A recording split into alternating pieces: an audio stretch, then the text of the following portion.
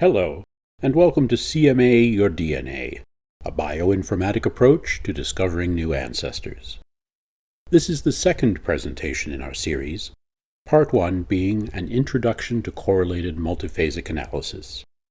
If you haven't yet familiarized yourself with the concepts and terminology from Part 1, it can be found on the Discovering New Ancestors YouTube channel or via our website at discoveringnewancestors.com.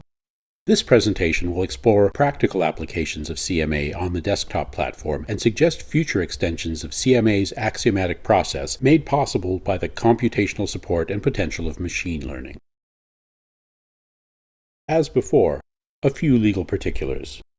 The CMA method is a patent-pending process of discovering new ancestors. All rights are reserved, and this presentation remains the intellectual property of Discovering New Ancestors. Permission is granted for personal, non-commercial use of the CMA process via desktop spreadsheet tabulation using the CMA Master Workbook available at discoveringnewancestors.com. Commercial and database management implementations of CMA require prior written approval from Discovering New Ancestors. Previously, in Part 1, our case study investigated our subject DS paternal pedigree involving the DNA matches of 9 subjects of known genealogical relation and 1 subject whose relation to DS was inferred from the nature of their shared matches, utilizing a total of over 132,000 individual data points. Correlating the matches of even 2 test subjects is nothing short of impossible without computational support, but fortunately, our axiomatic model of genetic complexes lends itself to precisely that. An ideal approach would be to add relational data structures and CMA methods to the database management system of a major vendor of autosomal DNA testing. This would facilitate on-demand access to matches of any test subject and provide for flexible and comprehensive investigations with regularly updated collections of member matches. An alternative strategy employed in our case study of relations and complexes about DS is to perform tabulation on a desktop platform using the CMA Master Workbook, a scripted application developed in Microsoft Excel specifically for this purpose. The CMA Master Workbook provides a robust environment for gaining familiarity with correlated multiphasic analysis whilst exploring the vagaries of in common with matches.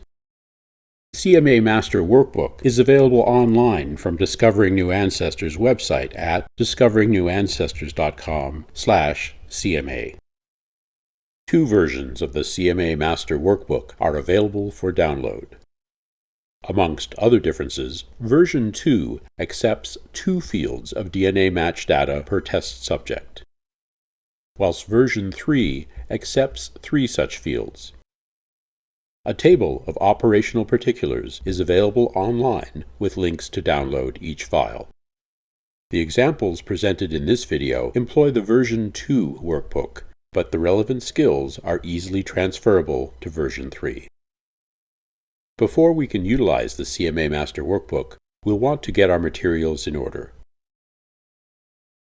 To use the CMA Master Workbook, or to perform any sort of CMA process in general, you'll need the following. 1. A nexus, or target individual, the focus of your CMA investigation, along with their autosomal DNA matches, consisting of member name and shared linkage listed in a 2-column table, from whichever testing service performed their DNA testing. You can use the entirety of their DNA matches, or decide on a lower limit, say 8 to 10 centimorgans, depending on your confidence in the reliability of your service. 2. Test subjects, related individuals who share DNA with the nexus. You want to obtain their DNA member matches as well, using the same lower threshold as the nexus. 3. MRCAs. You'll want to identify the most recent common ancestors shared by the nexus with each test subject. In most cases, this will be an MRCA couple identifiable by their surnames, such as Smith-Jones. Half relations will share a single MRCA individual who, wherever possible, should be identified by their parents' surnames and the number of generations their parents are removed from the nexus. 4. A table of complexes. Review the nexus pedigree and make a list of the surnames of their paired ancestors, along with the number of generations between that couple and the nexus. In most cases, we'll begin with the nexus parents and work back from there to grandparents and great-grandparents, and so on. In the table below, we can see a list of generations removed which corresponds to everything from the nexus children to the nexus great-great-great-grandparents.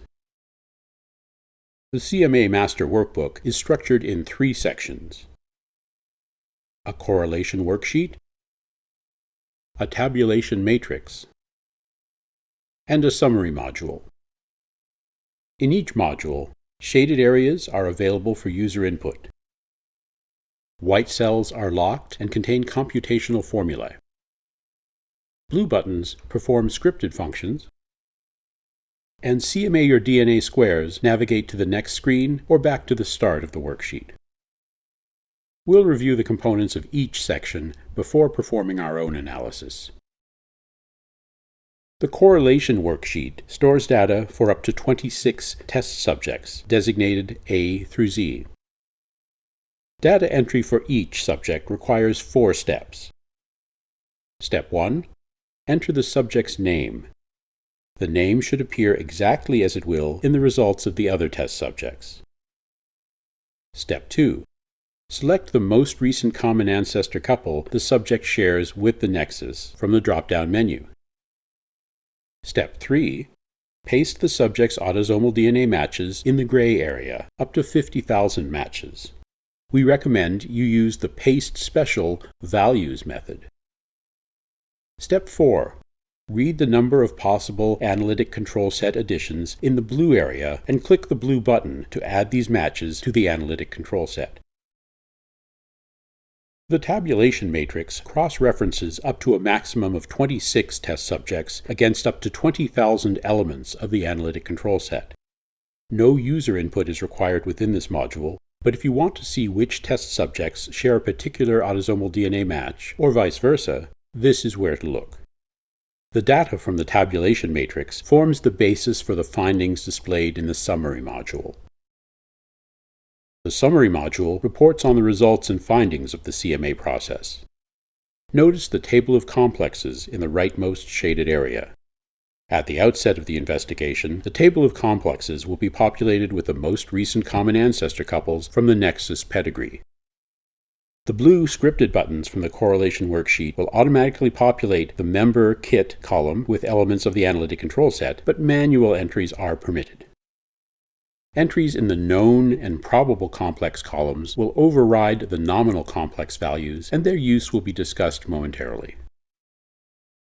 Let's see how the CMA workbook facilitates our investigation from Part 1.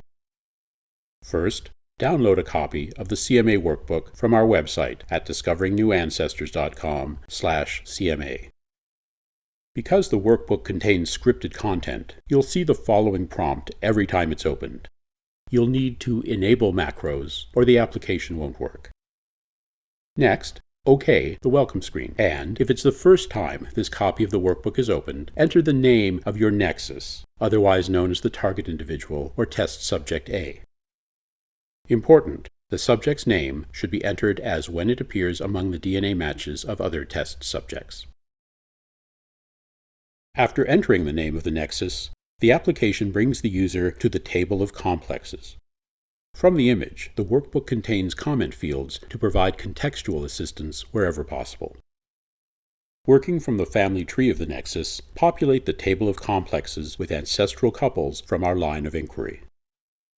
Enter surnames, separated by a hyphen, in the left column and generation numbers in the column to the right of the names. Click the CMA Your DNA button at the upper right to go to the beginning of the worksheet. Reviewing the 4 steps to populate each test subject, we begin with Step 1, where the name of subject A, entered when the file is initially opened, populates cell A3. In Step 2, a pull-down menu in the cell below the name lists the most recent common ancestor couples entered in the table of complexes. Step 3, paste the subject's autosomal DNA matches in the gray area, up to 50,000 matches. Use the Paste Special Values option. Step 4, read the tally of the subject's autosomal DNA matches in the blue area. To add subject B, repeat the process. adding subject B's name exactly as it appears among subject A's autosomal DNA matches, and selecting the most recent common ancestor of A and B from the drop-down menu in the cell below the subject's name. Paste in subject B's autosomal DNA matches using the Paste Special Values option. Read the tally of the subject's autosomal DNA matches and possible additions to the analytic control set in the blue area. Click the button to append all 379 possible additions to the analytic control set. No user input is required in the tabulation matrix, but it presents a wealth of information in a concise format. The tabulation matrix lists each element of the analytic control set and displays which test subjects match that element along with their shared linkage. With 2 subjects so far, 379 elements are listed, each of which matches both A and B and is a member of the complex organized about the most recent common ancestors of A and B, the Shaw-Howell complex. The summary module tallies the elements of the analytic control set by genetic complex and allows the tabulated elements to be sorted by 4 criteria. Sorted by average shared linkage, sorted by ACS classification, sorted by match name, and sorted by most recent common ancestor complex. With 379 elements in a single AB classification, all tallied matches are members of the Shaw-Howell complex. With the summary sorted by shared linkage, we'll add the 429 centimorgan element as our test subject C.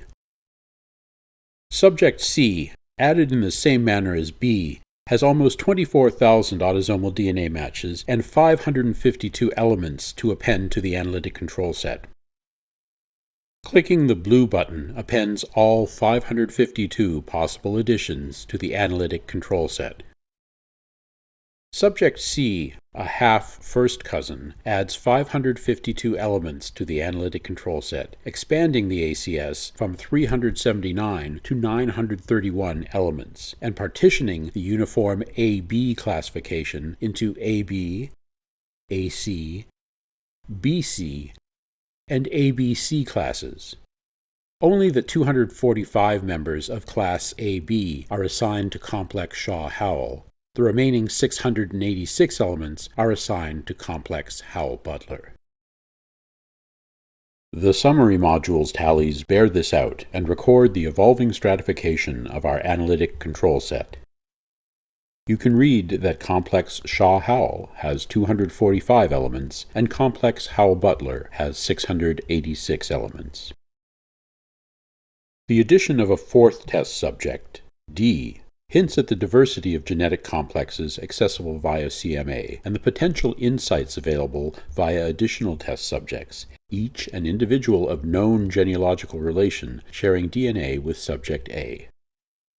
Subject D has 8,800 member matches and 869 possible additions to the analytic control set to be appended via the scripted button. As anticipated, this diversity of complexes is borne out by the tallies of the summary module. Note the 3 complexes populated in the rightmost table. A 5th subject, related via a more distant most recent common ancestor, further augments the analytic control set and diversifies the range of classifications and complexes. The summary module's tally of just over 2,100 shared matches also reflects the increasing diversity of complexes in the analytic control set, now stratified among 4 complexes. Our 6th subject raises interesting issues, as she is the niece of our 5th subject. We'll add her matches as they appear for the time being, including her 1,700 additions to the analytic control set, and revisit how CMA addresses close relations later in our investigation. We can continue our CMA analysis by tabulating additional test subjects. The addition of subjects G through K enlarges our analytic control set to roughly 7,800 elements, and brings us to a point where we can begin to interpret our results. Let's begin with the Shaw-Howell complex, which at this point contains 180 elements. At the outset, complex Shaw-Howell comprises the intersection of our test subjects A and B and the 377 matches they share that could potentially originate from either the Shaw or the Howell family lines. The addition of subject C enlarged and segmented our collection of shared matches into Howell family matches where C was a participant, the classification AC, BC, and ABC, leaving the 245 elements of classification AB to represent our Shaw family matches that remained, at least for the moment, in our Shaw-Howell complex. Subject D removed 17 matches from this complex, assigning them to the Shaw-Mardell complex and leaving 228 matches of indeterminate status in Shaw-Howell. Subsequent Shaw-related subjects have cleaved additional elements into Shaw-adjacent complexes, leaving 180 elements in complex Shaw-Howell after all subjects A through K have been tabulated. What to do with the 180 elements of complex Shaw-Howell? Assign them to the adjacent Shaw complex of complex Shaw-Mardell, or assign them to complex Howell-Butler? One possible solution would be to tabulate an additional Howell-adjacent test subject, subject C's nephew, DL, who as subject L has over 16,000 matches of greater than or equal to 10 centimorgans. However, adding a subject so closely related to subject C also entails adding over 3,500 matches to the analytic control set. Let's explore how CMA can stratify these results for us. Tabulating DL pulls 14 elements from complex Shaw-Howell into complex Howell-Butler, but further adds over 2,000 additional elements to complex Howell-Butler based solely on the matches shared with subject C. In the past, members of complex Howell-Butler were autosomal DNA matches common to subjects A, B, and C. So in principle, only the 14 matches common to subjects A, B, and L should be assigned to complex Howell-Butler. But what to do with the matches shared by subjects C and L only? The answer lies in their most recent common ancestors. Although Howell-Butler are the most recent common ancestor couple for subjects A, B, C, and L, the matches shared by C and L exclusively most probably originate from the most recent common ancestor couple shared by C and L. Because Doris Shaw's father was actually from the Foreman family, we can designate the complex about the most recent common ancestor of C and L as complex Hayes-Foreman, and assign all CL matches to this complex. To tabulate matches from closely related test subjects, create probable complex entries for the most recent common ancestor couples of the closely related subjects in the table of complexes. Leave the number of generations value for each probable complex empty, since these complexes don't directly intersect with our target individual's pedigree. In addition to the Hayes-Foreman complex, we can create a most recent common ancestor couple for another close pairing, subjects E and F, whose pedigree provides us with the surnames Moon-Kinnaird for matches shared by E and F exclusively. Sort the analytic control set by ACS classification. Locate the specific class associated with the probable complex. In the case of our Hayes-Foreman complex, this would be the CL class. In the case of subjects E and F, this would be the EF class. The complex determined by the CMA Master Workbook is listed as the element's nominal complex.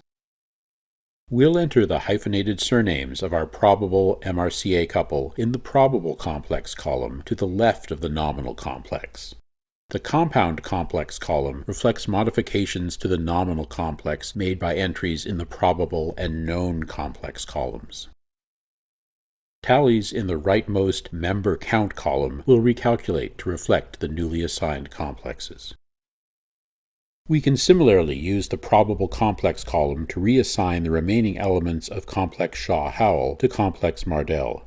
As we've determined that the remaining 166 elements of complex Shaw-Howell actually belong to complex Shaw-Mardell, and since the remaining elements of complex Shaw-Mardell don't match any Shaws other than those which are Mardell descendants, we can confidently assign all of these matches to complex Mardell.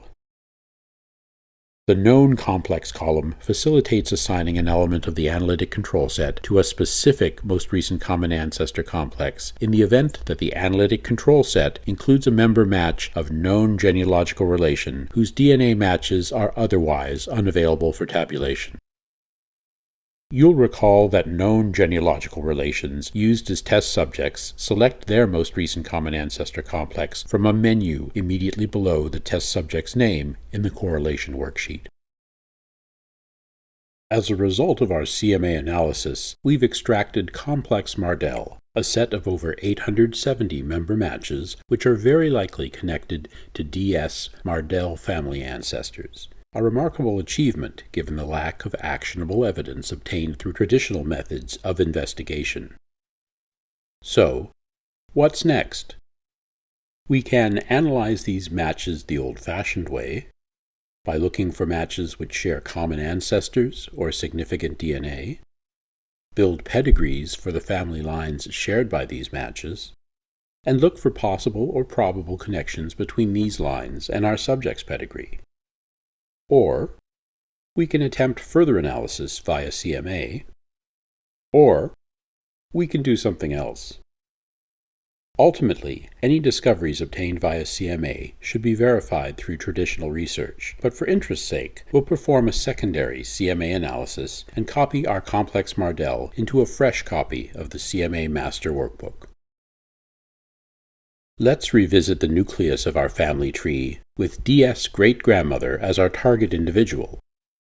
Here you can see that Catherine Mardel, outlined in red, is the nexus of our investigation, with complex Mardel indicated by the shaded area.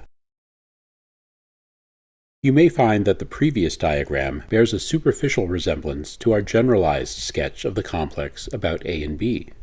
Similar to our hypotheticals, C, D, and E, the 870 elements of complex Mardel share DNA with some combination of our known relations, and, owing to the small amount of DNA most of these members share with these descendants, the members of complex Mardel are very likely descended from an ancestor of Catherine Mardel, rather than being descended from her.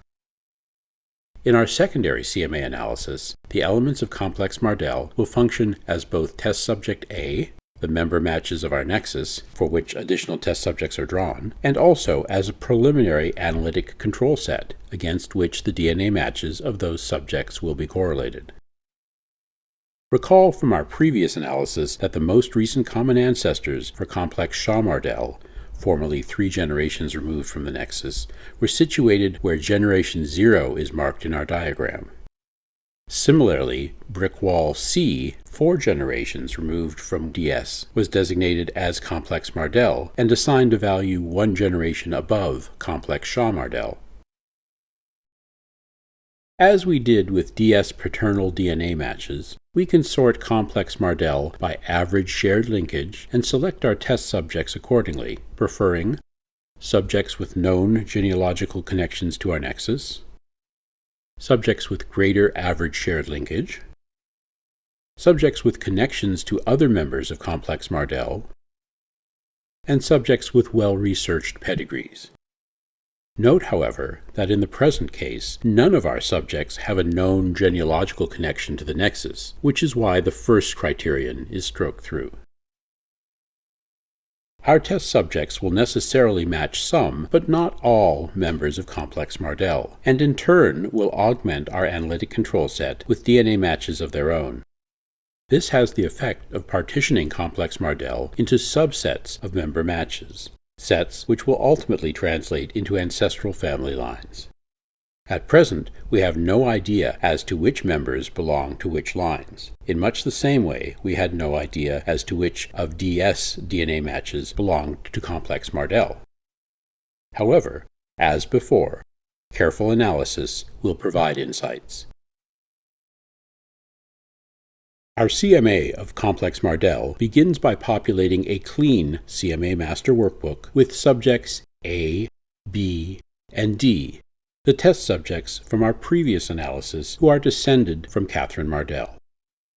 We'll also include subjects C and E, not as constituents of complex Mardel, but rather to verify that our DNA matches fall within the Mardel complex exclusively. As test subjects in an analysis organized around Catherine Mardell, subjects A, B, and D are assigned to complex Mardell rather than to the complexes from our previous analysis, which was constructed with DS as the target individual. In our previous analysis, we used the blue scripted buttons to populate the analytic control set. However, because our initial analytic control set has already been defined using elements of complex Mardell, we'll ignore the workbook's possible adds as they pertain to our subjects with known genealogical connections to Catherine. From our analytic control set, we have selected 4 test subjects, designated as M, N, O, and P to avoid confusion with our prior subjects, for correlation with subjects A through E. Our first complex Mardell subject, M, shares 39 centimorgans with subject A and 34 centimorgans with subject B, but does not match any of our other 4 subjects with known genealogical relations to DS. Subject M has 10,228 DNA matches of 10 centimorgans or greater, and when these matches are tabulated, adds 300 elements to the analytic control set. Because we don't yet have a most recent common ancestor for our subjects and M, we'll assign M's matches to complex Mardell 1 in the table of complexes, and assign complex Mardell 1 a generations removed value 1 greater than that of complex Mardell in our table of complexes. Our second complex Mardell subject, N, is the only member of class ABD other than subjects A, B, and D, with 25 centimorgans average shared linkage. Subject N has 7,749 DNA matches of 10 centimorgans or greater, and adds almost 400 elements to the analytic control set. We'll assign subject N's matches to complex Mardell 2 in the table of complexes, and as with subject M's complex, assign complex Mardell 2 a generations removed value 1 higher than that of complex Mardell in our table of complexes. Our third complex Mardell subject, O, has tested along with his 2 children. With 19 centimorgans average shared linkage, subject O has over 6,800 DNA matches of 10 centimorgans or greater, and adds about 250 elements to the analytic control set. We'll assign subject O's matches to complex Mardell 3 in the table of complexes, and assign complex Mardell 3 a generations removed value 1 higher than that of complex Mardell in our table of complexes. Our fourth and final complex Mardell subject, P, is an element of the analytic control set which matched subject M. With 21 centimorgans average shared linkage, subject P gives us the opportunity to visualize hierarchical tabulation and to see how the matches of an element of a complex compare to the parent of the complex.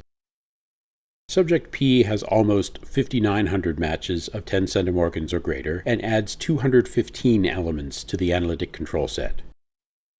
Since subject P is already an element of the analytic control set subset defined by M's matches, we'll assign these matches to complex Mardell 1A in the table of complexes, and assign complex Mardell 1A a generations removed value 1 higher than that of its parent, complex Mardell 1, in our table of complexes.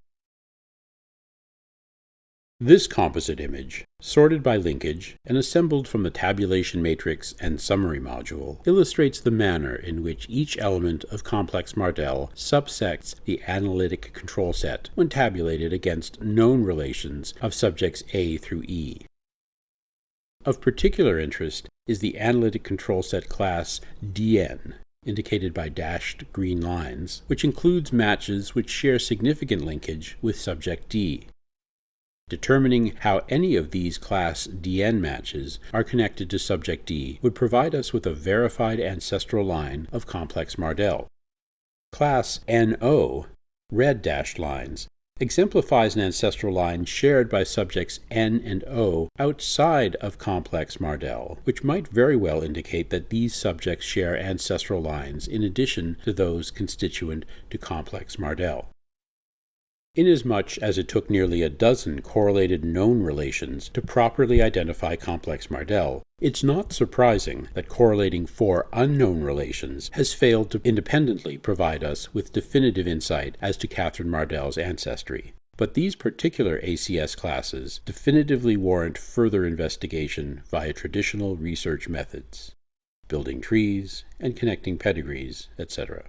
In this respect, the ancestral lines suggested represent a good start, actionable intelligence which can form the basis for traditional genealogical research, suggesting surnames which may have a connection to Catherine Mardell's ancestors.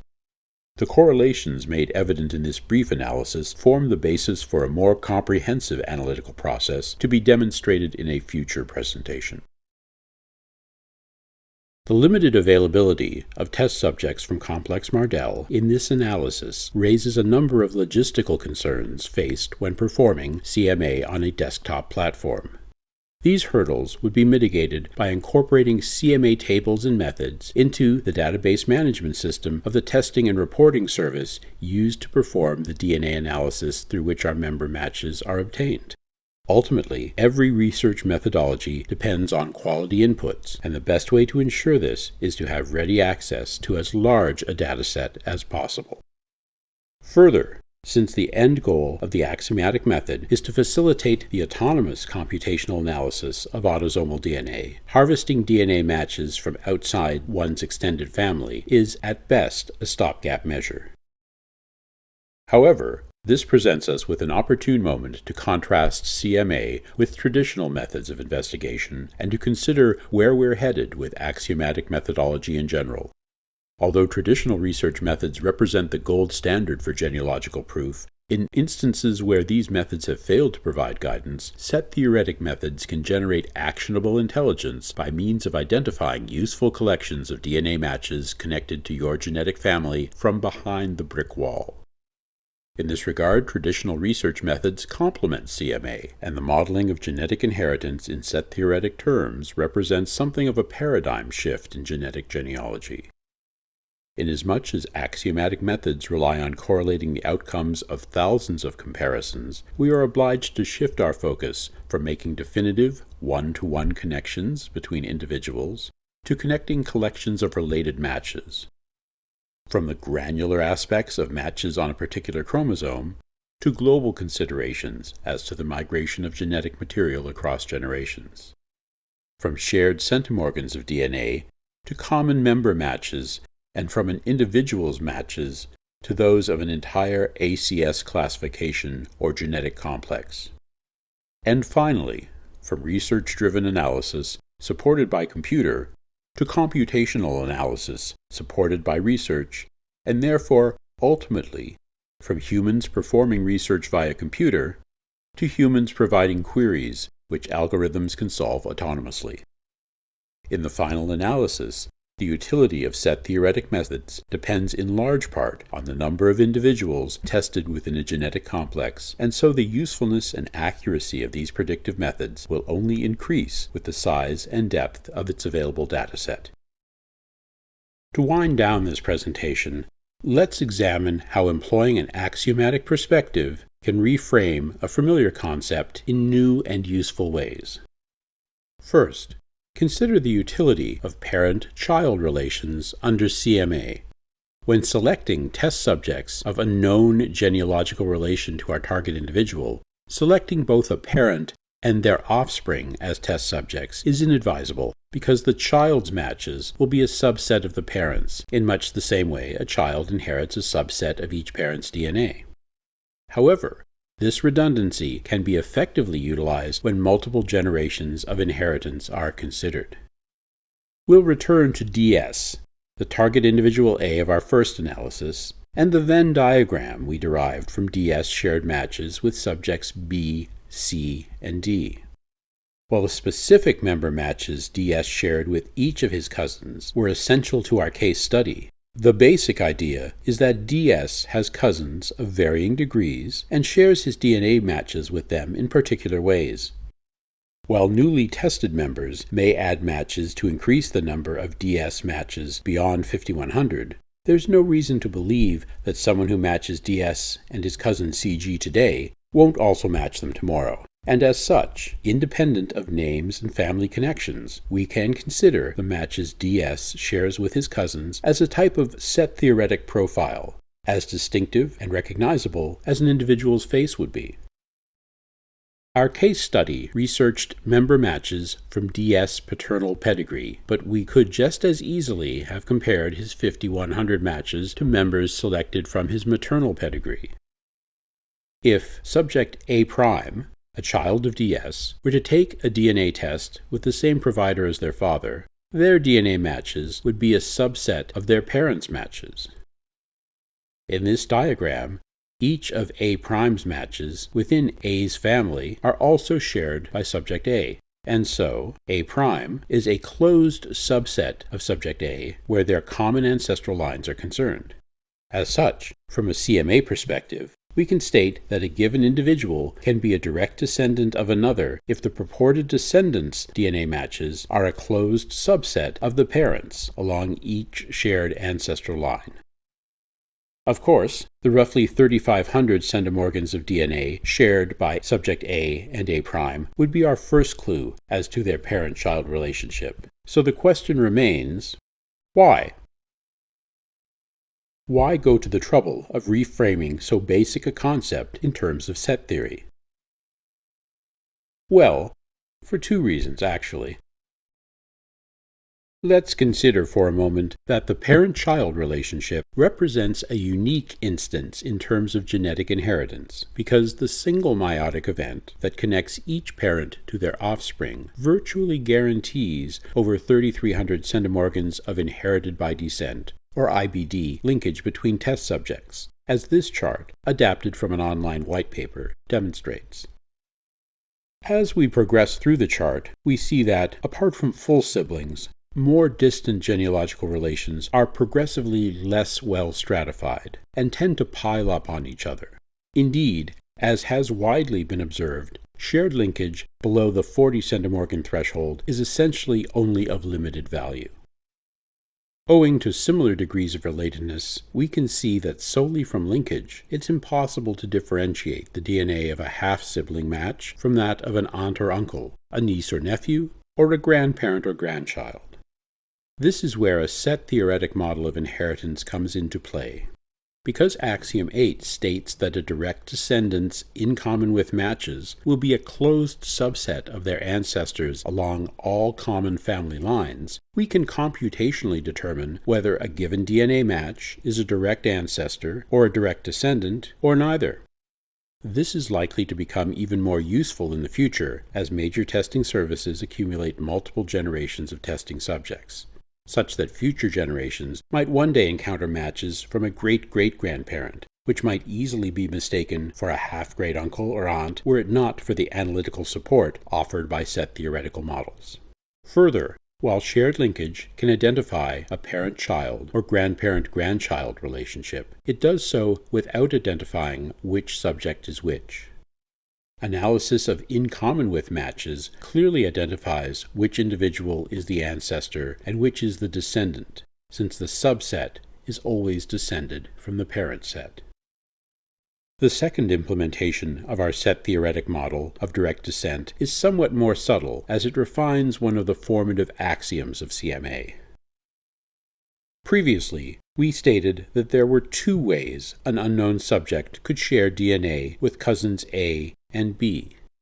Either the individual is descended from one or both members of A and B's most recent common ancestor couple, as was the case of hypothetical C, or the individual shares a common ancestor with a member of that most recent common ancestor couple, as in the case of subjects D and E.